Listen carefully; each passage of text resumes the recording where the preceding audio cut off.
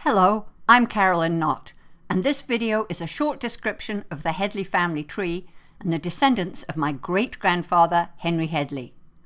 He was born in 1824, which is almost 200 years ago because I'm recording this in 2023. My father, Philip Headley, did a bunch of work to put together the family tree. He started with some PC-based software from the Mormons, but that data has since been converted to the Ancestry online family tree program, so it is easy for all of you to access. To pull this information together, Philip gathered a suitcase full of backup data, which we still have, if anyone wants it.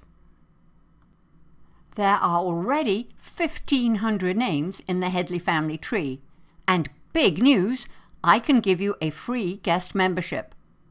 The advantage of this membership is not only that a bunch of work has been done for you, but that you can view living people. You see, Ancestry, in its wisdom, does not allow just anyone to see all the details about living people. But when I give you access, you'll be able to see yourself and others in your family. Then, if there are people missing, you will be able to add people, like your children or grandchildren or your spouse's family, and keep all the information in one place. But to be fair, 1,500 names is a lot of names. It may be a little daunting, or it may even blow your mind. But never fear, I'm here to make sense out of it all. Let's go back and start again with Henry Headley, born in 1824. He and his wife, Hannah Maria, had 15 children. 3 of them died in early childhood. The first, Thomas, the fourth, Johnny, and their last, Alice. And the 13th child, Bertie, died at age 13. But that still left 11 children who survived to adulthood, and they all married and had children. Hence, 1,500 names. The next thing to know is that the family were Quakers, members of the Religious Society of Friends. And at that time, it was believed that Quakers should marry other Quakers, or risk being ostracized from the society. And there were not many Quakers about, so you will see various surnames repeated. Take a look at the 5th and 6th children, Bessie and Millie. They were married in 1881 in a big double wedding to 2 cousins, Frank and Alfred Horsnail, members of a Quaker family of corn merchants in Rochester, Kent.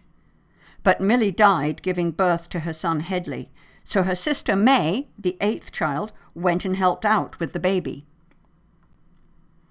Sometime after, Alfred and May decided to get married, but it was not allowed by law in England to marry your deceased wife's sister, so they had to go to Canada to get married.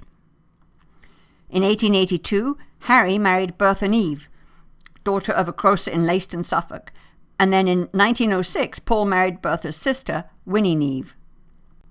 I've also highlighted Amy Brereton, not just because she's my grandmother, but because she wrote some amazing diaries, which I'll talk about in a minute.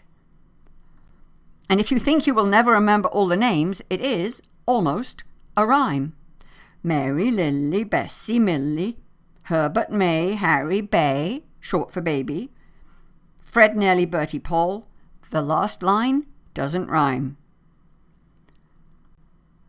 With all this information, it might be hard to know where to get started.